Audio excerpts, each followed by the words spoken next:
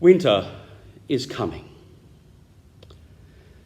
That's the motto of House Stark, one of the great houses of Westeros in the Game of Thrones series. The meaning behind these words is one of warning and constant vigilance. The Starks, being the lords of the north, ensure they are always ready for the coming of winter, which hits their lands the hardest. Ultimately, winter will also unleash the devastation of the White Walkers, who bring death and destruction. I became a binge-watching fan of Game of Thrones, unaware of how prophetic it really was.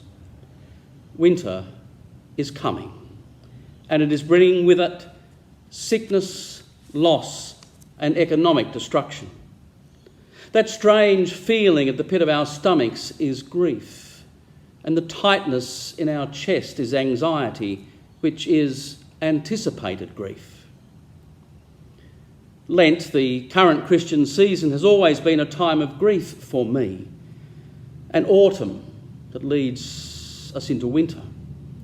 The 40 days of Lent is literally a time of quarantine, coming from the Italian word quarantina, meaning 40 days, referring to the length of time a ship had to wait offshore before entering port. This season of Lent has brought with it a deeper sense of meaning. Although in reality, this will be a longer Lent than anticipated. And so we find ourselves in this strange, emotionally displaced space as we sit in grief and anxiety. David Kessler, who worked with the grief expert Elisabeth Kubler-Ross, says, "We're feeling a number of different griefs. We feel the world has changed, and it has. We know this is temporary, but it just doesn't feel that way. Things will be different going forward, just as going to the airport has ever changed from what it was before September 11, 2001. We are now finding ourselves at another historic moment of adjustment, another moment where our perceptions of our world and our lives are rapidly shifting on their axes. The loss of normality, loss of connection, and the loss of life. The loss of financial security. These ever-present fears are becoming harder to push down and to deny. While we in Australia experience many devastating events such as drought, bushfire and floods, we often watch from afar catastrophes such as war and famine that occur in other parts of the world, detached by distance and an emotional separation that cannot really understand these lived experiences. We must go as far back as the Great Depression and 2 world wars to find the lucky country affected by one of the world's great catastrophes. Consequently, our contemporary national psyche is unused to the kind of global grief. Now, as a nation, we find ourselves mutually grieving with a world that is grieving. The work of Elisabeth Kubler-Ross was famous for naming 5 stages of grief. Some people discredit this understanding, but I find it a helpful guide as long as we understand that the stages are not linear in nature. Kessler applies the 5 stages of our experience over recent weeks. There is denial. The virus won't really affect us. Then there's anger. You're making me stay home and taking away all my activities. Then there's bargaining. Okay, if I social distance for 2 weeks, then everything will be all right and I can go back outside, okay? Then there's sadness. I'm afraid I'll lose my life, or people that I love might die. And then finally, the 5th stage comes acceptance. This is happening. I will have to figure out how to proceed from here. But Kessler helpfully adds a sixth stage to the grief equation, and that is the stage of meaning. Meaning questions are not why has this happened, or even worse, why has God done this?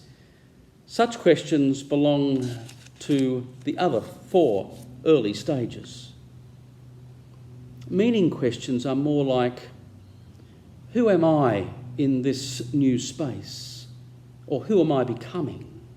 Or perhaps, how can I be the fullest me in this new world? Or even, what would it mean to maintain a perspective of love and care for my brothers and sisters rather than one of individualism, division and suspicion? But this is a process mired in paradoxical complexities and ambiguities. Not an easy place to be. We need to be gentle with ourselves and with each other. We need to give ourselves time and space to work it through. Kerry and I have found it helpful to disengage from social media and from the 24/7 cycle of news in order to rediscover our back garden, to tend our plants, to plant a veggie patch, watch our beloved snuggling tawny frogmouths that we call hoot in the tree in the garden. These pursuits allow us to reflect, to process our feelings, and help us stay more in the moment, away from our chattering, fearful minds that hustle forward at 1,000 thoughts an hour. Self-care. What does that mean for you? You may wish to spend some time thinking and reflecting on this. I also encourage you to read today's Gospel reading, the story of the death of Lazarus, which provides us a helpful framework to reflect on these stages of grief and what it may mean for us. Additionally, you may consider thinking and talking about how you are feeling. Because when we name our feelings, they become our friends who dance with us rather than masters that control us. Winter is coming. However, if we intentionally choose love and compassion as we embark on this bewildering and extraordinary journey together, honouring ourselves and our fellow human travellers, we will have a far greater chance of minimising the virus's impacts. In the narrative of St. John's Gospel, the raising of Lazarus is a hint at the ultimate resurrection. But between this story and Easter Day, there is the betrayal, trial, and crucifixion of Jesus. This story comes to us in a timely way. Perhaps in this space we can only hint at resurrection. It seems a long way off. Perhaps even Easter will come late this year. My reflections this week have prompted me to remember a poem by May Sarton that Kerry and I have always found meaningful, and I'd like to share it with you. It's called The Autumn Sonnet. If I can let go, like trees let go, their leaves so casually, one by one. If I can come to know what they do know, that autumn is the release, the consummation. Then fear of time and the uncertain fruit will not distemper the great lucid skies. This strangest autumn, mellow and acute. If I can take the dark with open eyes and call it seasonal, not harsh or strange, for love itself may need a time of sleep. And tree-like, stand unmoved before the change. Lose what I lose, to keep what I can keep. The strong roots still alive under the snow. love will endure if I can let go. Easter may come late this year, but it will come.